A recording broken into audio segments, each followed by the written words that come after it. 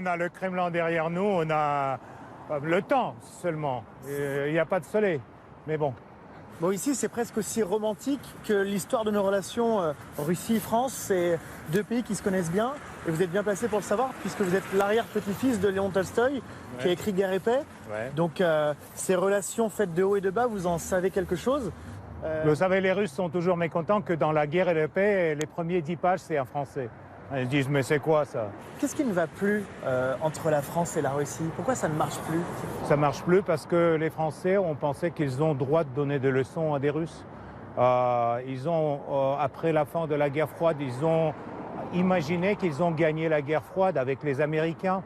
Ils ont oublié l'histoire de l'Europe, l'histoire du continent. Et je parle non seulement des guerres napoléoniennes, mais aussi de la dernière guerre, par exemple. Aujourd'hui, quand M. Macron dit qu'il va envoyer les soldats à Odessa, il faut lui rappeler que la dernière grande guerre en Europe, la France, elle a tenu 40 jours contre les nazis. Et les Russes, ils ont tenu 4 ans et ils ont gagné la guerre au Berlin. Je veux dire très directement que l'idée d'envoyer les soldats français en Ukraine, ça va se terminer par les cercueils en Orly, couverts par le tricolore.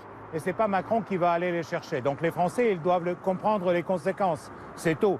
Parlez-nous un peu de nous, parce que vous nous connaissez très bien. Vous parlez un français parfait. Vous avez étudié en France. Vous avez été... Oui, j'ai fait mes études, une partie de mes études en France et j'ai travaillé pour la presse française aussi, ici à Moscou, dans les années 90.